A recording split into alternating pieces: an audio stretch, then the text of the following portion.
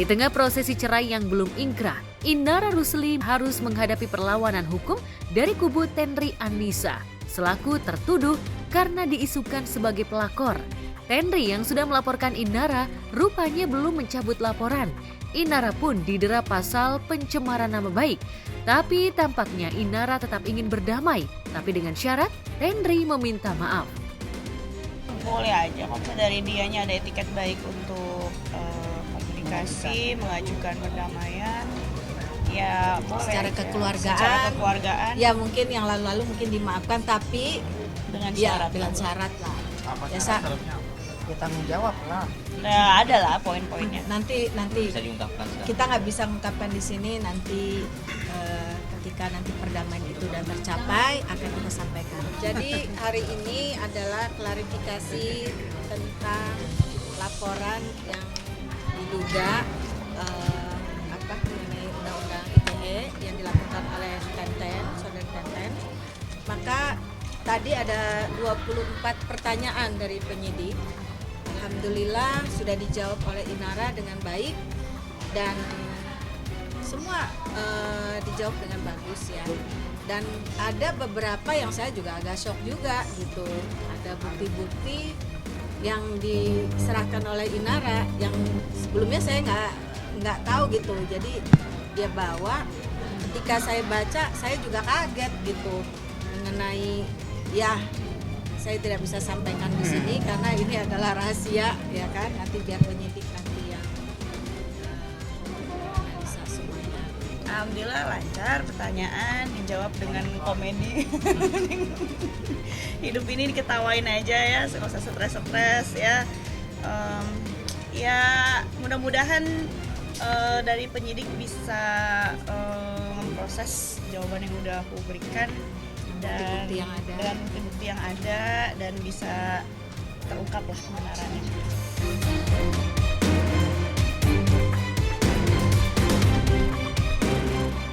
Ya, tampaknya Inara tak mau gegabah mengalah begitu saja. Apalagi bisa jadi tudingannya pada Tenri memiliki bukti yang sahih.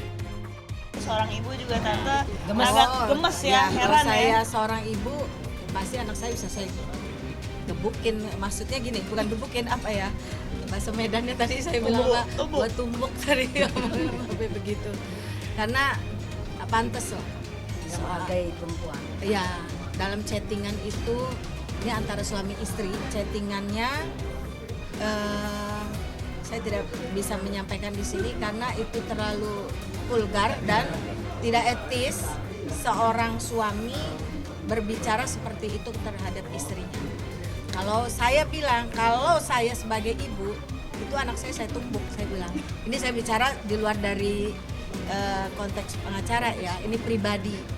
Saya sampai kaget tadi ketika saya membaca, dan tadi Pak Yusuf juga ya Pak ya, baca. Bukti baru atau seperti apa? Oh iya, bukti baru yang sebelum-sebelumnya Ina belum pernah memberikan ke kita gitu. Jadi saya nggak ngerti tadi Ina membawa, ini tante tambahan. Itu sebenarnya buat nanti persidangan. Ya, tadinya untuk persidangan di perdata ya. Jadi ketika saya baca, saya kaget juga.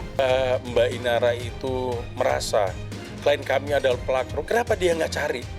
Kenapa dia nggak kejar? Tidak ada. Tidak pernah nanya, nggak pernah ngejar, nggak pernah apa. Coba bayangin yang lain-lain. Kalau misalnya pelakor dikejar kalau perlu, dijambak lah apalah kalau di konten-konten itu ya. Nah ini kan nggak ada, klarifikasi pun tidak pernah. Tiba-tiba nuduh klien kami pelakor, mana buktinya? Kalau saya membaca, saya shock banget. Shocknya nggak pantas lah kata-kata itu. Ya kalau saya sebagai dia, ini anak bisa depresi berat dengan bahasa seperti itu. Dia pasti depresi. Bisa-bisa juga kalau orang yang nggak kuat bisa segini gitu. Karena ya saya juga sampai kaget melihat, karena kan saya sudah lama nih nggak bertemu Inara. Sebelum-sebelumnya kan nggak terlalu banyak ngomong, nggak ceria. Ini ceria. Saya pikir nih ada salah minum obat apa ya. Waktu ditanya penyidik, ini kok ketawa-ketawa. Ini ada yang Justru salah. itu Jadi udah stadium air. Jadi ketika saya baca itu ada, ya mungkin kalau dibawa ke psikiater ini tingkat depresinya sangat tinggi. Enggak udah nggak stres, udah nggak stres, insya Allah. Jadi gitu. Justru di situ kegilaannya udah sampai situ. Tanggapannya dong Pak, Iya. kan awalnya kan terkait kasus perselingkuhan dan sampai saat ini ke kasus pencemaran nama baik dan apa jadi terlapor itu gimana kan tanggapannya kasus pribadi? Iya, agak heran ya, maksudnya zaman now. Korban dilaporin. Iya, aku yang korban, aku yang dilaporin gitu. Hebat, luar biasa.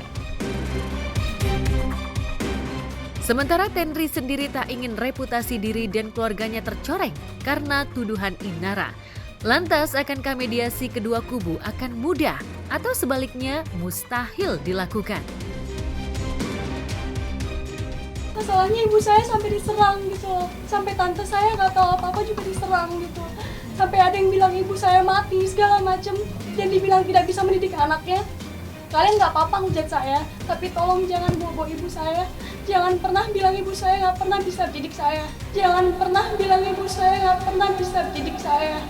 Jadi dampak yang paling besar itu antara menghadapi anak kita yang digitukan dengan menjawab pertanyaan dari keluarga besar, dari lingkungan sekitar, itu yang kita nggak bisa jawab satu-satu gitu. Penyidik juga, aku rasa dia juga punya hati nurani lah, dia juga punya akal logika, punya nalar, gimana bisa menilai posisi aku bagaimana, ya kan? Ya, Sampai bisa posting seperti itu Iya. karena apa? Kan ada sebab akibatnya. Iya, kan. Jadi bukan semata-mata langsung mencemarkan nama baik seseorang itu, tapi kan Iya. ada sesuatu perbuatan yang sehingga meluap. Dia Iya. melakukan spontan dengan postingan seperti itu.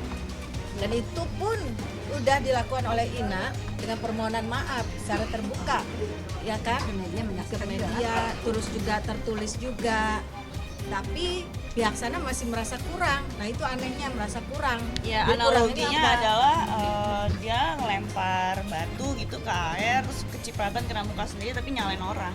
Pastilah sekuat-kuatnya kita pastilah tetap ada kena mental ya kan. Tapi ya untungnya dia orangnya nggak seperti saya ya, artinya dia nggak terlalu dia bikin pusing gitu. Kalau saya kan memang tipe pemikir, jadi pasti kalau seperti itu belum tentu kuat. Jadi saya ngelihat dia begitu dia melewati semua ini seorang diri ya berat juga ya.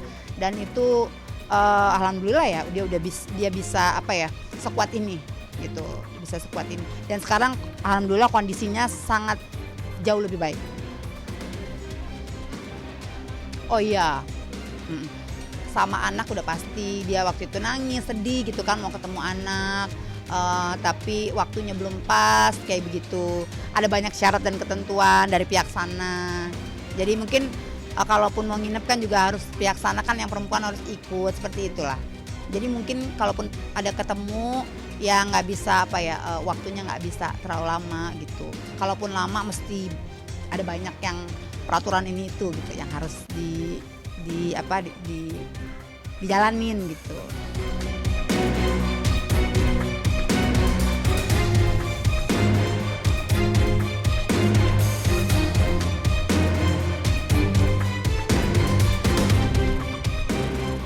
Selain bersengketa dengan Tenri, hubungan Inara dan Ibunda Virgon bahkan kakak iparnya juga makin memanas.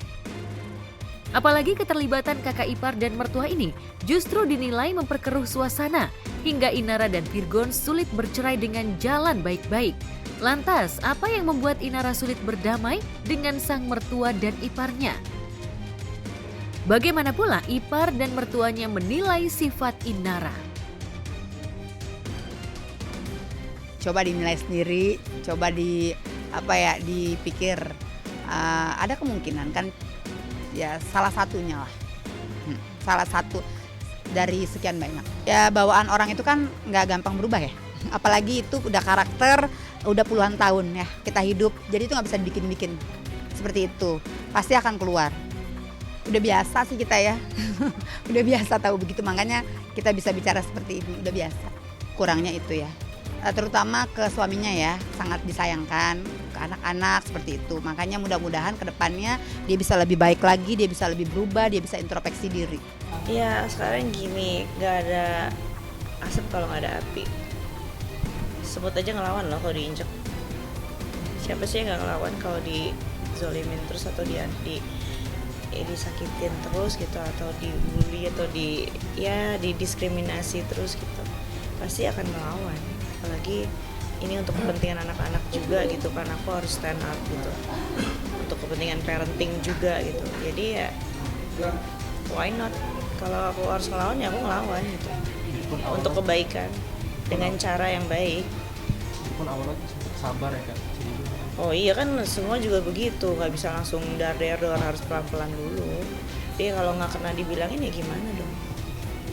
Kalau anak-anak kalau udah besar kan mereka bisa bersuara untuk diri mereka sendiri.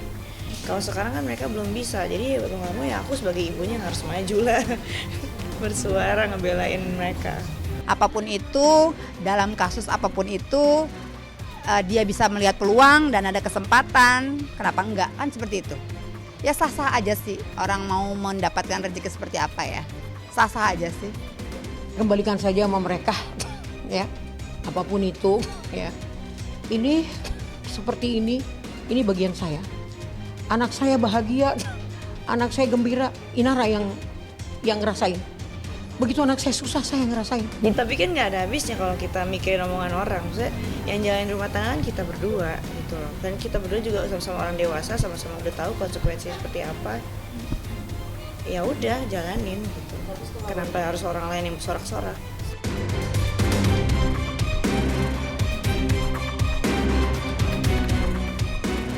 Ya, sulit memang mendamaikan hati yang koyak, apalagi dipicu oleh pengkhianatan cinta.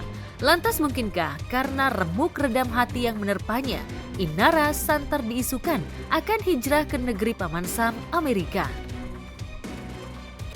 Emang aku yang ngambil keputusan, kemudian aku juga udah berusaha sebaik mungkin untuk pertahanin rumah tangga, untuk memberikan yang terbaik, udah all out. Ya hasil akhirnya seperti apa itu kan memang udah keputusan Allah. Ya sudah, nggak ada yang harus disesalkan. Ya baru omongan, namanya kan orang ya, ya kan dia kan cantik ya kan. Jadi ya sah-sah aja kalau memang ada orang yang mau serius sama dia, kan itu baik. Ya mudah-mudahan ke depannya dia bisa mendapatkan pasangan yang lebih baik dari adik saya.